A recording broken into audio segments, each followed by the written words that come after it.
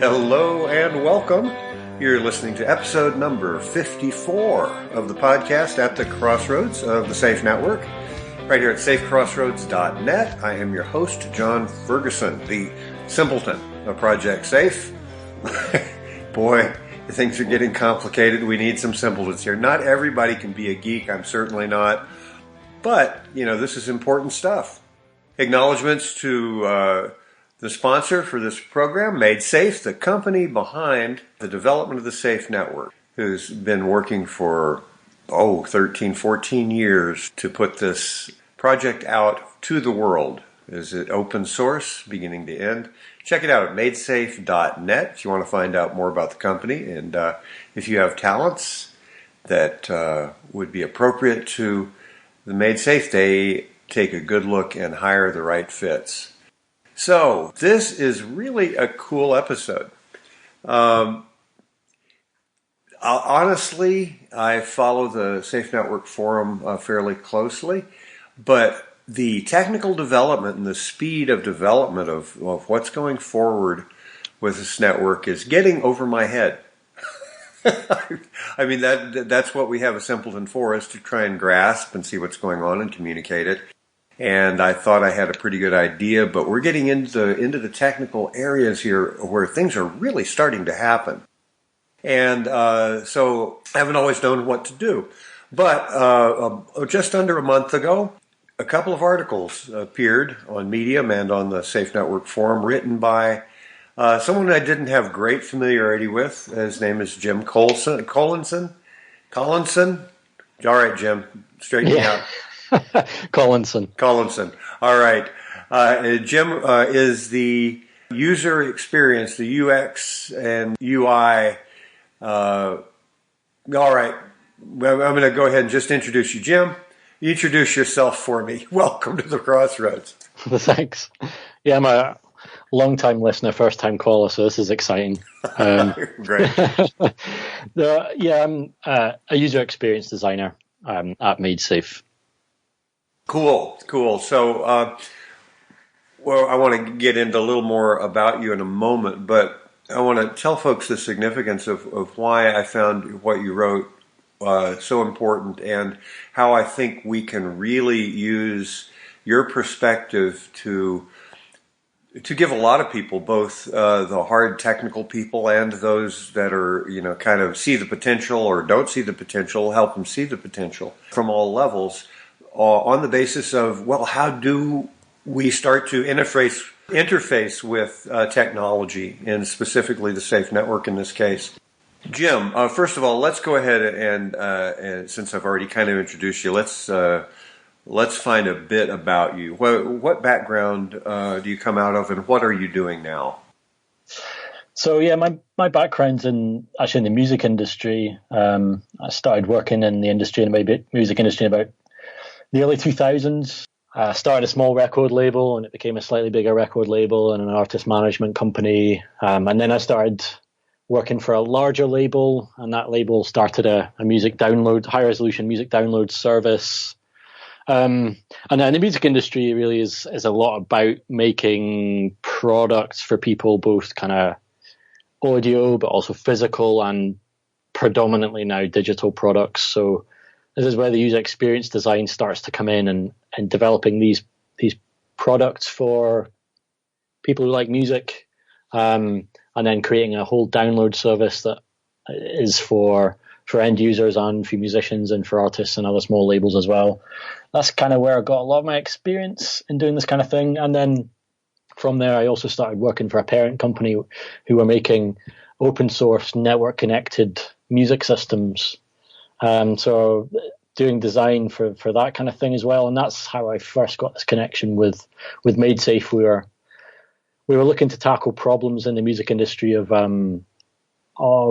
competitors and other actors trying to kind of control supply chains within the music industry through using encryption, and we kind of closed systems and walled gardens, and we didn't. Wasn't within our kind of ethos, and not what we liked. So we were looking for solutions to build something bigger and better than that. And kind of this is what drew me to MaidSafe as one of those solutions. And then lo and behold, a year ago, I started working for MaidSafe, building the Safe network, which is going to be really important for the creative industry for music, but it's a kind of much bigger prize that's going to revolutionize the internet as a whole. So really, really excited to be working at building the Safe network. Fabulous, fabulous. You've laid out a bunch of different things that will be fruitful to talk about, I think.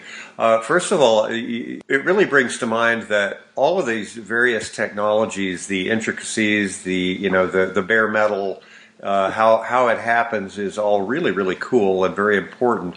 But it really is all about we're using it. We use it for what? Mm-hmm. What do we use it for? How? I don't know. I mean, I know a little about electricity, but if you asked me to wire a house, I would really be challenged, and I probably would, I might not survive it. But, what we're doing here is trying to interface this technology and make it, have it increase our choices, increase our options. Without having to get in. And that's been the challenge I've had all along talking about the Safe network. I got the vision of the principles of where we're going. So I want to talk a little bit about the job and the orientation of someone working in user experience. It seems self-explanatory, but it seems to me that there's really a mindset and really, I don't know that I would be... how well adapted I would be to really setting up user interfaces and so forth, because you've got to be able to understand the technical end to a certain degree, but from a focus of how people are going to use it, and it must be an interesting dance. It sounds. So let's talk about that. What's your perspective on the approach of UI, and what does it take to really do that well? Well, for a start, I mean, you declare yourself the simpleton of Safe, and I don't know whether this is the first time maybe you've interviewed a fellow simpleton, but I do think that's important as a user experience designer, and perhaps I can elaborate a little bit more about what we mean by user experience design. But fundamentally, it's about being able to assimilate the user and being able to understand and empathize with a human who is going to use the system that you're designing and build it to cater to their needs and their goals. People who, I've got to interject, people who may not understand the general conventions of, when you do that, you just go up to the address bar and enter whatever, what's an address bar? Where is it? What does that mean? Yeah. Those things can be daunting if you don't have guidance. Yeah. Yeah. And actually, we're building an autonomous network in order to give autonomy back to people. So what we're doing is, in user experience design, is the bridge between the machine or the machines and the human. It's the interface. It's the really critical bit, but also, interestingly, it's entirely unimportant by itself, because people they don't wake up in the morning and think, I am going to use the Safe network today. I am going to internet those internets. They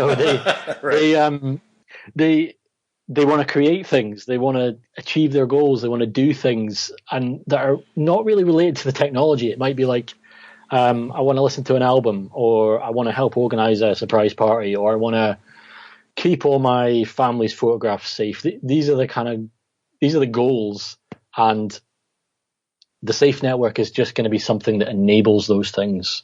So that's what we're doing, is we're enabling people to do stuff.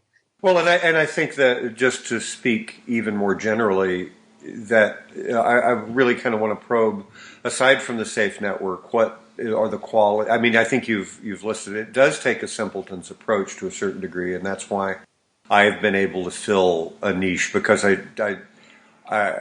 it's actually remarkable how baffled I get about some things, simple things that teenagers in this day and age, like, that's like swimming. They don't know they don't realize that there's water, and I'm going, but it's wet.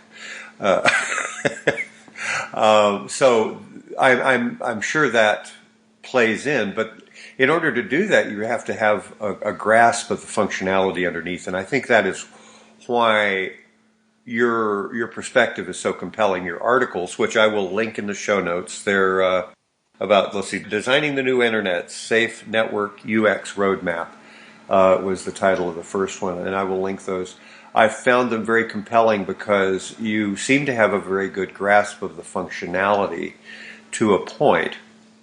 And then you have to feed back and forth to those people who have a grasp of the nuts and bolts. And those are two different experiences. So I guess we've covered that.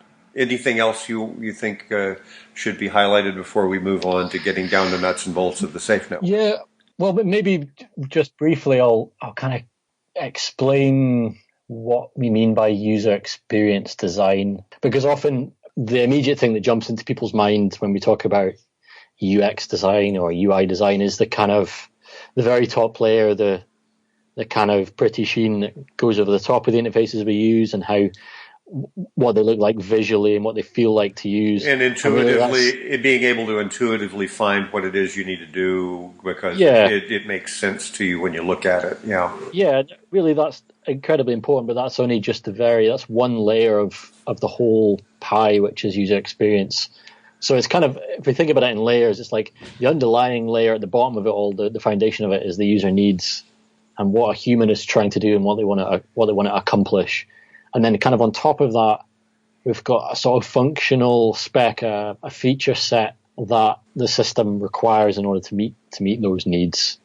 And then on top of that, we've got interaction design, which is a sort of a flow of a way someone would work with the architecture of that system to enable them to complete those tasks.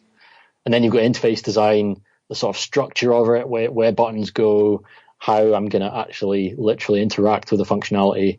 And then the kind of visual design, the look and feel is the very last bit that ties it all together. So that whole thing is what we would sort of term user experience design. But even the term itself is slightly misleading because you can't really design a user experience. You just hope that you can influence someone's experience of their interaction with a computer kind of positively, you know. But this all gets bundled in this term UX, and sure. But it's just good to remind ourselves kind of what that thing is. And that really opens the discussion then for the broader thing of the user experience or the user interface you're designing depends also on the fundamental capabilities of the underlying technology and the biases that are built into the technology. Like right now we have a dependence on servers, and so we have massive centralization. And if you want to make an app popular, you have to provide all sorts of server interfaces, and on all this, and then you've got security issues and you've got privacy issues that are built in just by the basic technology. And so that bridges us into why. This I think bridges us into kind of following along with the structure of the first article you wrote. Let's get into the unique capabilities, both theoretical and practical, of where we are now in relationship to accomplishing those things, what the vision is for the Safe Network, what it theoretically enables, and what's actually being manifested in the development on the technical end, because you're having to do that dance. Yeah. Let's talk about that, because we're talking about a whole really different kind of architecture that has a lot of capabilities, but a lot of things that are not we're not used to. So the play back and forth between the programmers and the technical end, the people who understand the nuts and bolts, and your end, which is how does that manifest? How does that play back and forth as the process develops? And where would you kind of say we're at in that? And I want to save the details on that for the later, where your other article goes in. All right, where are we? But let's touch on that briefly. Yeah, sure. I mean, it's a relationship that goes both ways in terms of often you as a designer you're given a set of constraints and a set of capabilities of the kind of palette that you have to work with of the way a system might work and what you can build on top of it. But the Safe Network is so broad and so big and so new and still being developed that it's kind of it's a two-way street in that these capabilities are there and being built, and we can build things on top of them as user experience designer, but we can also help inform the design of the underlying network and how it might work, particularly the front end, through thinking about what those user needs are and understanding what users might require. But also, the interesting thing is that we're building this mega platform that will be used for a whole range of different things, many of which we can't even conceive of yet. So we are at the place where we need to build a kind of core experience and a core set of tools to set that thing going, set this amazing platform out there, and get people developing amazing apps on top of it, and get people using it. So it helps to understand what users might need and what they're trying to achieve. But then it also helps to kind of step back a little bit and just have a bit of an imagine and a bit of a dream about what the capabilities of this thing could enable. And then somewhere in the middle of all those is what we design in our kind of first suite of interfaces. That reminds me of some of the discussions I've seen recently on the forum regarding leaving certain channels open, like header data functionality that may or may not be used right now, but what the projected possibilities are. And it really is very interesting. I mean, it's difficult for me to get fully grasp, but I see the thought and care that's going into it. So the first area you talk about in terms of the importance of what we're doing, the foundational functionality of the SAFE network, is the perpetual web. Lay that out, because we have a range of people listening to this, from people who already have a pretty good idea of what the SAFE network is about, to hopefully people who are coming along going, what is this all about? Maybe this episode will help. Let's lay out an idea of, well, what are we talking about with this perpetual web, and why is that possible, and how do we interface with it?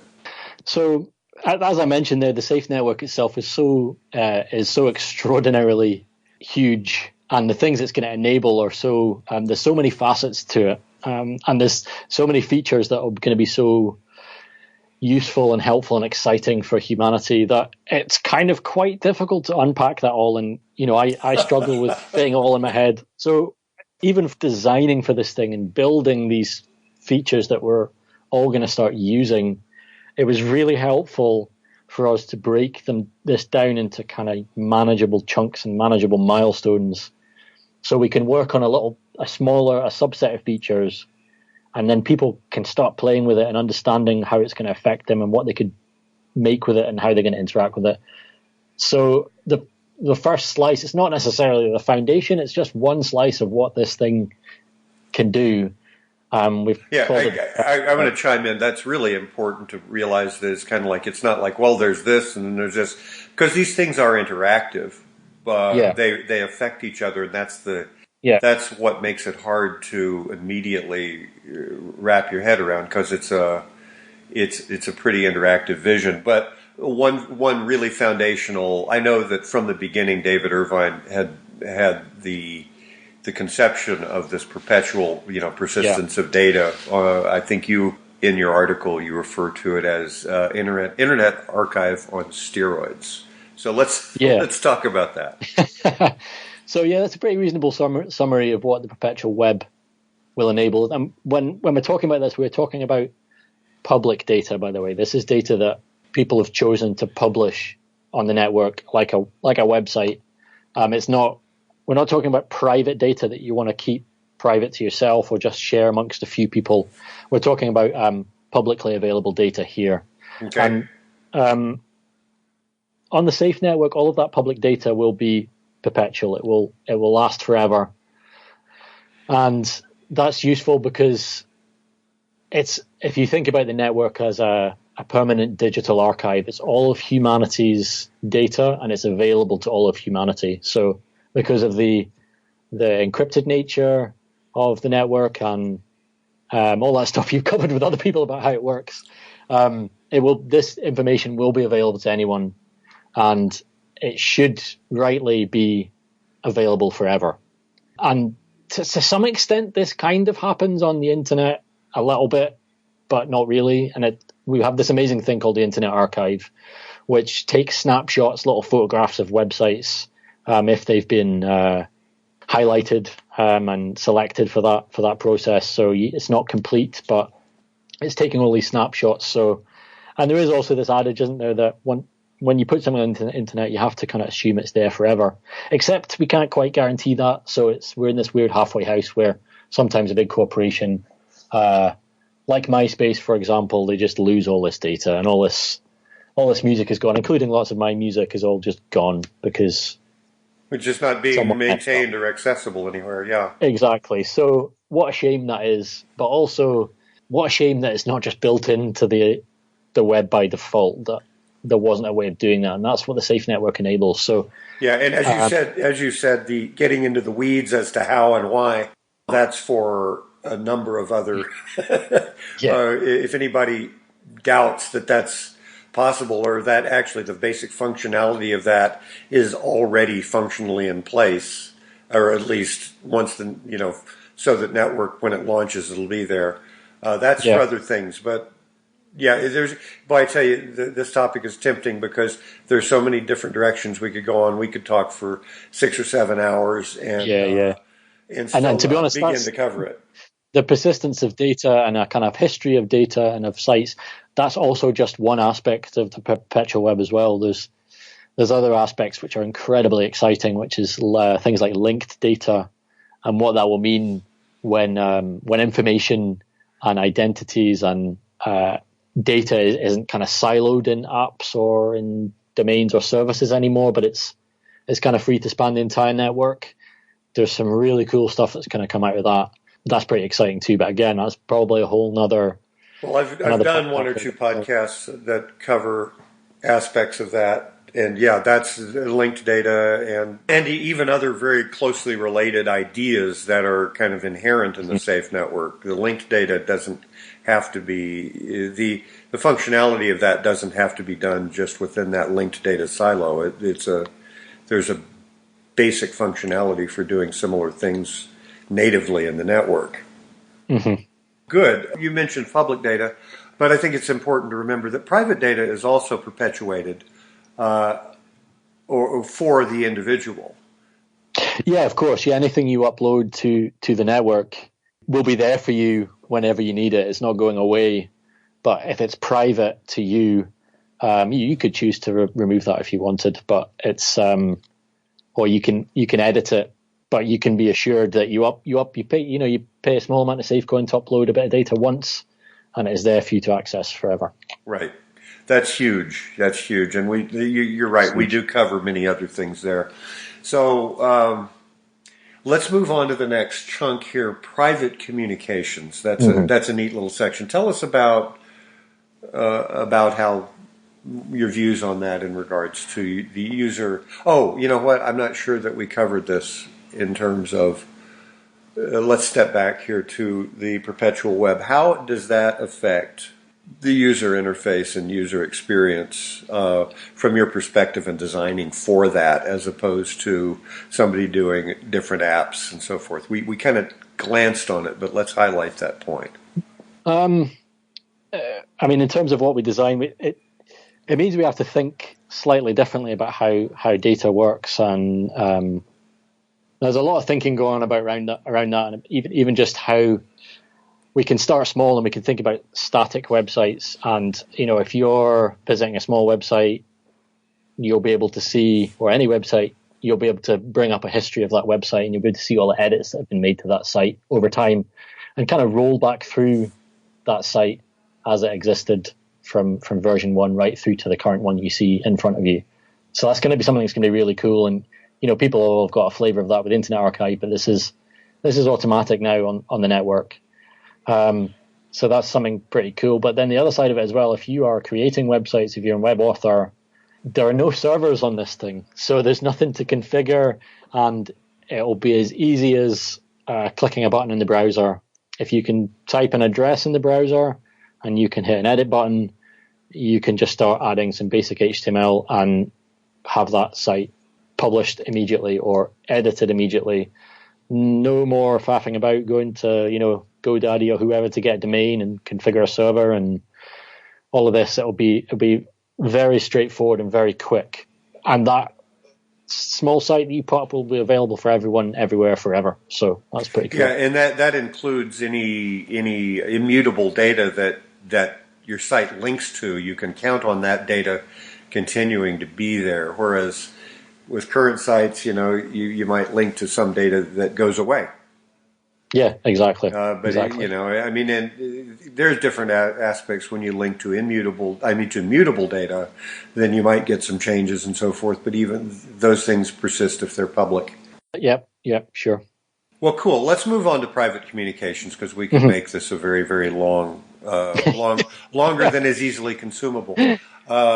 Okay, so private communications. Tell us about how that's different, how that functions within the realm of the SAFE network, and how it affects user interface and user experience.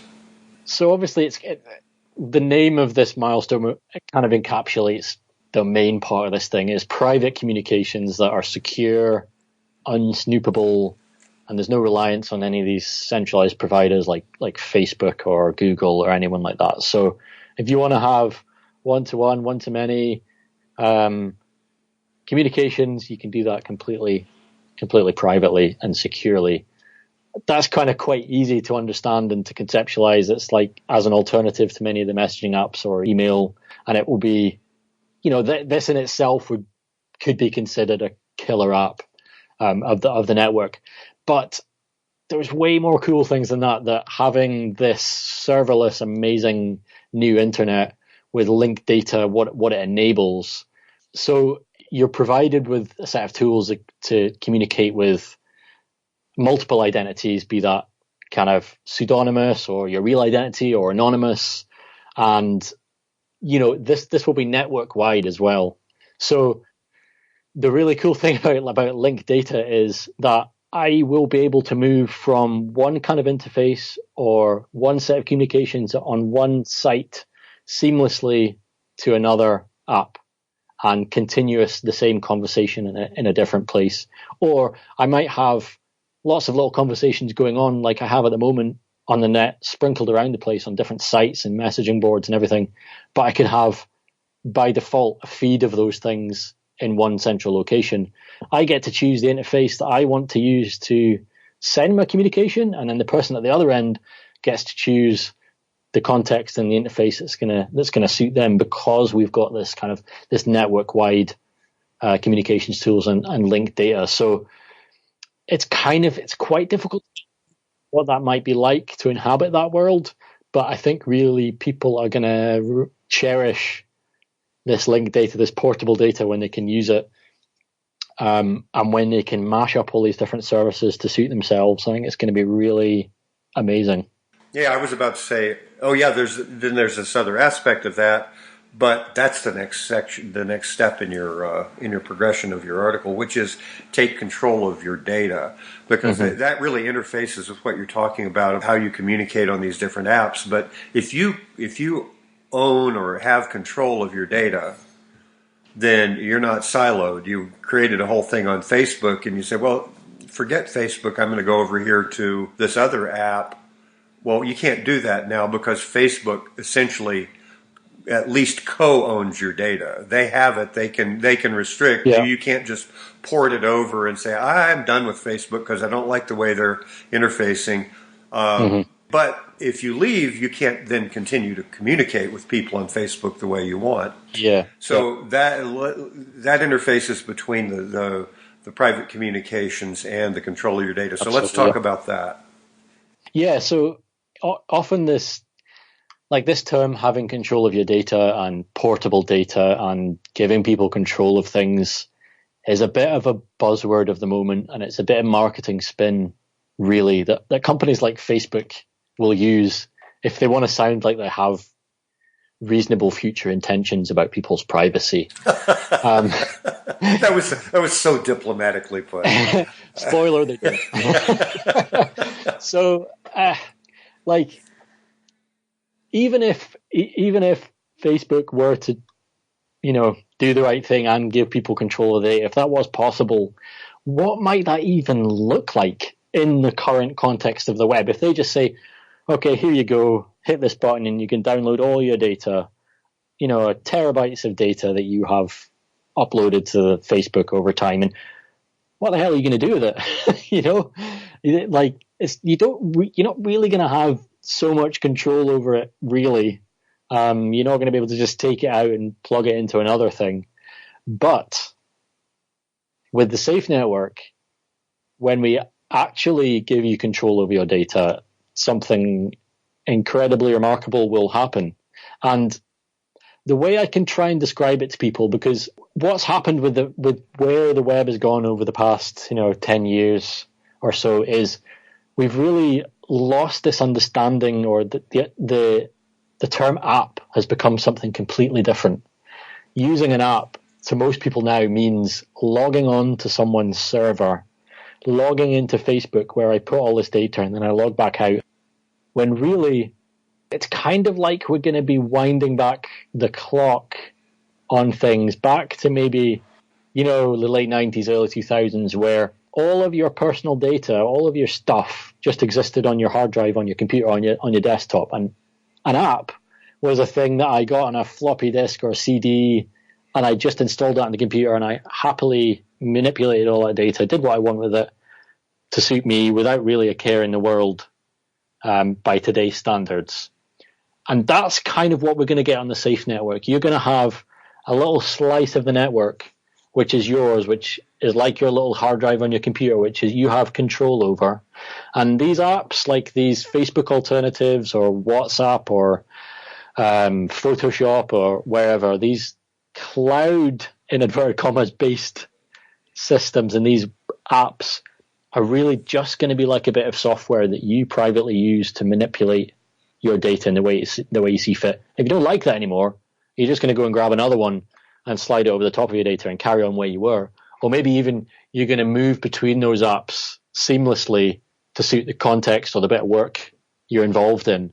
And that's kind of what is going to be enabled. We're not just going to drop all this data on you and go, there you go, you've got it all, you've got all control, because that's not going to be very useful or usable. But you gave a kind of a good image there of the old message boards and this, that, and the other. You would communicate amongst specific servers, and you had all your data really pretty much under your control. You shared what you wanted to share, and then people could have that. Mm-hmm. But the hard thing for people to actually imagine, and this is a key thing about the whole vision, the whole structure, is that it's the perpetual data, and essentially you have a worldwide shared hard drive that nobody knows where the data is, but it is solidly and dependably there. Because of the structure of the network and the way data is maintained across all the participants. They don't know what they've got. They just know that each node has its responsibilities for handling these chunks and functions. But it's really hard for people to imagine. Yeah, because it's a change. It's an entire change of mental model, and it's going to take a little bit of time for us as user experience designers to kind of find the right language to help people bridge that gap, and then also for people to just take some time to get their head around what this world will be like and how it's different from the ClearNet. So yeah, you're right. It's like one massive hard drive, and I own a slice of that hard drive, and that's where all my data resides. And when I want to use an app, I am not signing up for an app and putting data into that app. I am just using that application as a bit of software, as a window over the top of my data to help me manipulate that data and do what I want with it. And that app isn't a corporation. It's not another person that can look at my data. It's only me that looks at my data. And that's really cool. And the other thing that forces is it forces people who develop apps and people who design apps and businesses that run on the Safe Network to put the utility of an application first and foremost in their process. So what it will enable, what it will do for people is the primary goal, not this weird secondary goal that we have at the moment, where the primary goal is like, actually how efficiently I can harvest people's data, and how the real customer is actually an advertiser, it's going to flip that round so that they will have to focus on making really useful, awesome software. And that means it's better for us. We get better products that we can use, and also designers just get to do something really amazing, which is helping humans meet human needs. Brilliant segue possibility there. I mean, that's perfect segue into the next section, which is, well, why is it that that's the model we have? Why is it that, well, yeah, you want to give functioning to the users so that we can be in a position to harvest data to maybe give them a better experience, but also so that we can also collect revenue from those who want to reach those people and this, that, and the other. I understand the economics incentives that drive that model. And that steps us right into the new digital economy that is enabled by the SAFE network.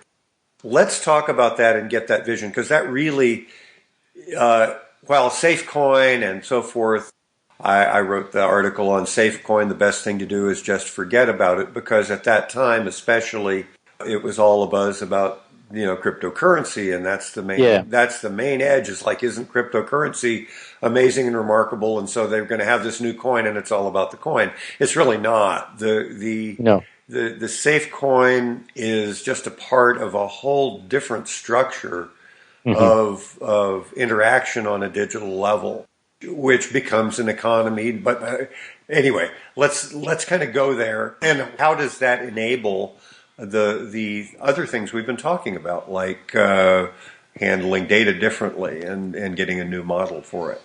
Yeah, well, the great thing about it is the SAFE network will hopefully be the beginning of the end for surveillance capitalism. And that's kind of what I was getting at there in that, talking about having control of your data. We're not the product anymore. We just get to use these amazing new tools.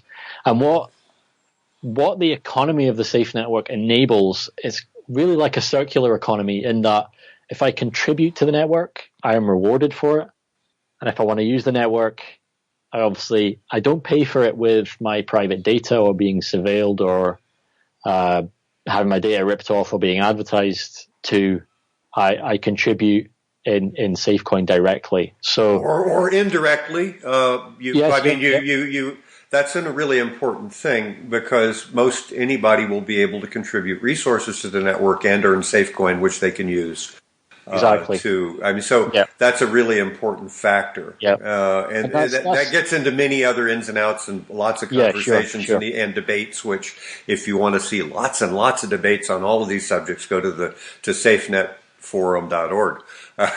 Anyway, that's what we're talking about, creating that circular economy. So I can provide resources to the network in terms of a little bit of spare bandwidth or a spare hard drive space to help enable this thing for other people, or I can contribute with my own creativity in creating stuff that's useful to people, and I'm rewarded for that. And then I get to use the network and enjoy everything that everyone else is making.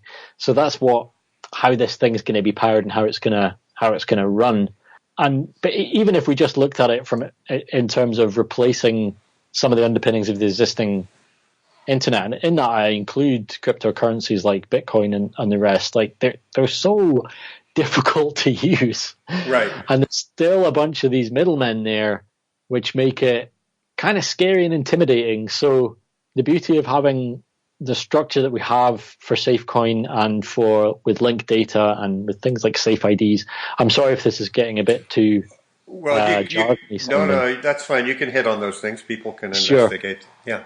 Yeah. But it should be as easy as if you can, say, send someone an email, or if you're comfortable sending a message or using PayPal, you will be able to use SafeCoin, which is send someone some SafeCoin, receive a transaction, all privately and securely. And that's another part of this new digital economy. And it could also have the possibility of really revolutionizing other aspects of e-commerce, for example. It could be incredibly powerful and will be incredibly powerful for individual traders to make a site really quickly, be able to receive SafeCoin really simply. And for me as a consumer, I can go on a shopping spree kind of network wide with a single shopping basket in a really easy way, not have a million logins, click once to pay for it all. I keep my contact information on my shipping address safe and on the Safe network in one location. It stays up to date and everyone's happy. Like it really, you share it with those specific people who have the business and not broadly to lots of intermediaries, which then get harvested for other things, and it's not siloed in all these different places. And we can cut out swathes of middlemen for traders and for consumers, and it's really, really exciting. That's great. So that kind of covers the ground of the first article. Is there anything you'd say in summation from what we've talked about before and we're going to just move on briefly to what you cover in the other one because we don't have tons of time. Any kind of summation you'd say regarding UX and how this interfaces? Oh, I actually did want to ask you, all of these different things, and I think this is more what I was getting at, all of these different things we're talking about are capabilities and functionalities. Now, this is being designed. And how would you, and I guess this does kind of bridge into the second article, where are we at in terms of actual deliverables? There are a lot of these aspects which are deliverable, except that it depends on the completion of the whole thing. Sure. Where would you say we are in terms of solid ground for you to stand on in terms of designing UX, as opposed to where it's still mushy or where you could say, hey, build it up over here or sink it down over there because that'll be a better landscape for the user? So this is one of the reasons why we've broken it down into these milestones, because we can, and they're kind of usefully ring fenced, because we can work on a suite of features that they'll all go together, and we won't have any of these things functioning for end users in this until we've got the whole thing ready to go. But we need to go and make these things. We need to iterate upon them. We need to design them. We need to decide how they're going to interact together. So we need to go and make stuff. So that's why if we break them down into these chunks of features, we get to go away and design on top of mock networks. There is a kind of little functioning networks that are just local to your computer, so we can try the functionality and people can build on top of that before we have the complete network ready to go. And we can also build prototypes and test them and interrogate them and see that we're going in the right direction. And we also get to lay out all of these features and kind of in a fashion that allows us to work together kind of cross-discipline as the teams that are making the Safe network. So we have to kind of start making decisions, or we have to finish making decisions on how certain aspects are going to work. But really, you can't fully be sure of those decisions until these interfaces start hitting human eyes and human hands. So that's why we're doing this in this way. Another approach would be to just go away and make all the raw function of the network and then wait till it's all done, launch it, and then go build on top of that. But that's definitely a riskier way to do things. You stand a chance of missing an awful lot of functionality or making it difficult to go back and tweak if you don't tweak it as you go based upon that. So I think that's brilliant. Yeah, so that's kind of where we're at. So we're kind of deep into the design process in that first milestone for the perpetual web. And if you frequent the Safe Network forum or some of our other channels like Medium and Twitter and things, you'll have seen some of the first designs of those coming out, and I did a little screencast on how those things are going to work. So that's where we're working at the moment. But they all intermingle and they all span different things. So it's not like the bit that you can see and you can grasp and I can talk you through and you can click about, that's just the kind of the latter stages of it. There's a lot of work that goes on behind the scenes and discussions and about how these things are going to be sorted at a network level. And yeah, that's always an ongoing conversation across all of these different milestones. Okay, good. So just so we don't go too long, Sure. There's two things I want to go into. One is, give us a vision from a user's perspective, somebody who doesn't know much and just wants to log on. What's using the network going to be like? I mean, in terms of something that we can relate to and see the similarities and differences to how it is now. Okay. What's the ease? What's the security? What's the flexibility? What's the options in terms of maintaining privacy and anonymity, if you want, or proving who you are in those cases? Give us a vision of, well, I mean, based upon not pie in the sky, because that's the other aspect of. I think I got the vision for this early on after I dug in, and I got a very, very clear vision of where it was going. The details, I'm finding out, but it's all fulfilling that vision. But you can look back and say, well, that was all pie in the sky. But we're so much further along now. Yeah. I mean, it's really, really solid. But I don't want to go too much into that. I want first to just get your rollout of, all right, what is it going to be like to use the Safe network for somebody on a laptop or on a mobile device, and what's their flexibilities going to be? Yeah. So what I'll talk about now is kind of what people can probably expect around launch of the network, or maybe slightly after launch, kind of early versions of the network. Good. And the best way, because obviously it will go on to do magnificent, amazing things, and right. people. And those are great to talk about. Exactly. We should do that, but let's talk about what people can realistically envision in the foreseeable future. Sure. I mean, So probably the easiest way to think about it is if you imagine a really small operating system within an operating system. So you might open any computer and install a small software application like a Safe Network app, and that will allow you to authenticate to the network and open up your own little space on the network. So the computer you're using will just be a shell, a tool to get you onto the network, and your digital world, your safe ecosystem, it's good to think of it as an ecosystem, will be available from any machine.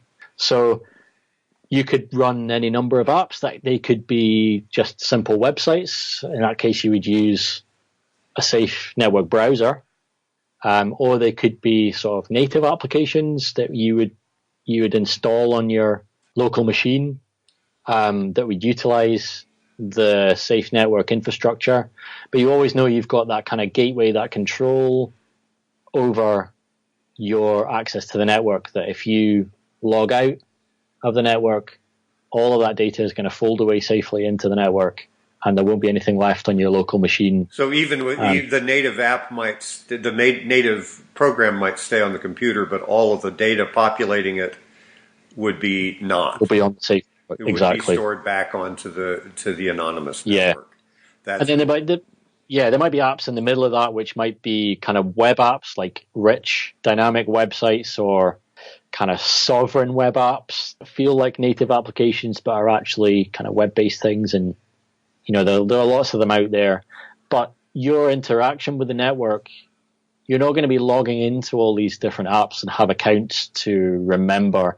Your relationship is with this Safe Network, which is this autonomous thing with no third parties at all. So you create an account on the Safe Network and you connect to it and add your data, and your relationship is entirely between you and this autonomous network, and no one else sees this data and their credentials, and you have control about when something is published. That will be your decision to publish it and make it public or share it with another individual or a group of individuals, and under what identity you did that. The default will always be anonymous, but there may be many circumstances where you want to have a pseudonym or an identity that is directly connected to you for communicating with people, and you'll be able to have as many identities as you want, or different contexts, be it professional or personal or different contexts that people are in. So, and you'll be able to use those different identities, but all through this single controllable portal in this little ecosystem that will come to you when you need it. Wow. I think a keynote way to look at that is that people don't really appreciate the amount of choice and the amount of power that gives to individual users as opposed to what we're used to experiencing. That's actually, when you get that vision, it starts to sink in, and it actually changes so much that it is hard to, that's a whole philosophical show. That's why I have Technology and Choice as my other podcast, because we talk about those kind of things on a more philosophical basis usually. But it's what appealed to me initially about the network. I got that vision. It's like the amount of control and power it gives to the individual, not necessarily over other individuals. It's empowering the individual, and when you empower everybody, you get a whole different thing than empowering centralized control. Cool. Sorry, that hits my button there. I think you've given a good summation of that. Is there anything in close? Well, I guess we have to touch on it briefly. Where do you feel we're at? Because this has been, people look at the project and they're very impatient, and I understand that. When I started in on this, I thought it was more imminent.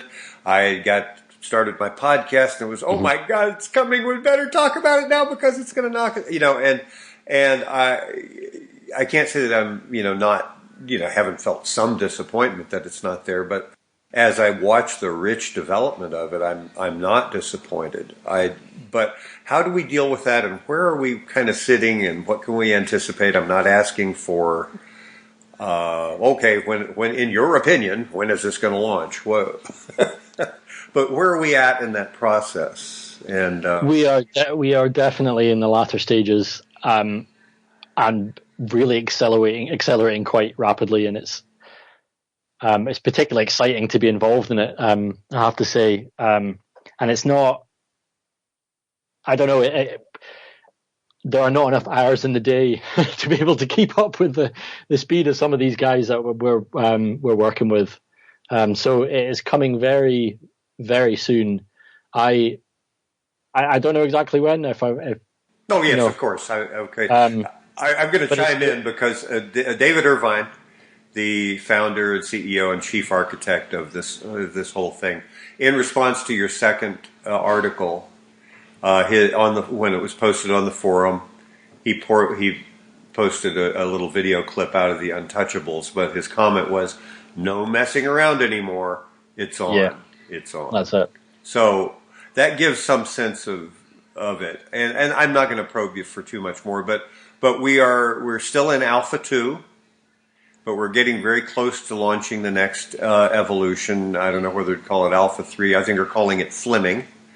And then there's another one, Maxwell. And these are not all waiting to be embarked upon one to the next. There are aspects of all of these further that are being put in place. Yeah, I should say that,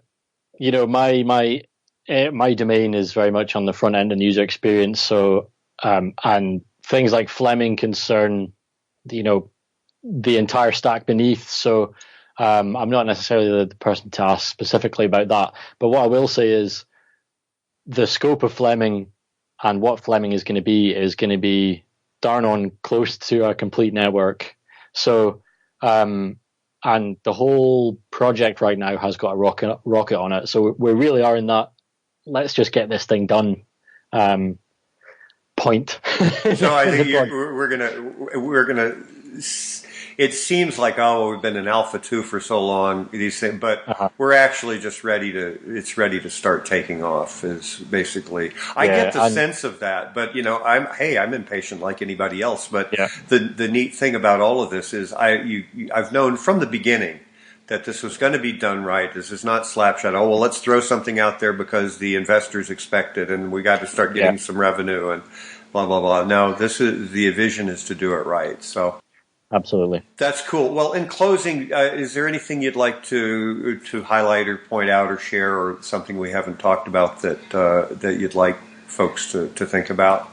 No, I'd say please just come in and share your thoughts and comment in the forum or wherever you find us. It's always great to speak to you good people out there. And the other thing I would just say, kind of touching on the last point, is you might look at this roadmap, this user experience roadmap we've got, and go, "Oh heck, that's a lot of work." And you're only just beginning. We're not only just beginning; we're quite deep into it.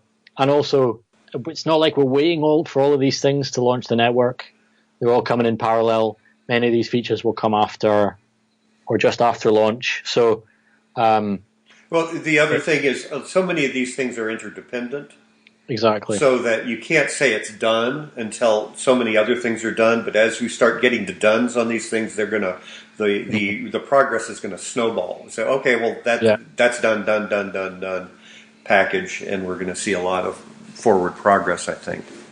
Yeah, it's very exciting. Okay, well, good. So I'm just going to say to folks, thank you, and I'm going to link in the show notes these articles and the roadmaps and anything else that I think seems to be relevant. And please, if you are not familiar with the SAFE Network and this has intrigued you, go to safenetwork.tech. It's a great introduction. Visit with us at safenetforum.org. Man, is there a lot of a different perspective and understandings you can get from that topics. It's an archive of lots of discussions, and if you have questions, you're welcome to chime in and say, "Hey, this may be elementary, but I can't find it." Ask the questions. It's the most welcoming community I'm aware of. Please feel free to join us at safenetforum.org, MaidSafe.net if you're interested in the company and you think you might want to work there. You just want to find out who are these people. So shout out to David Irvine and the whole crew at MaidSafe, including yourself, Jim. Thank you so much. I really, really enjoyed doing this. Thanks for having me. All right, man. Take care.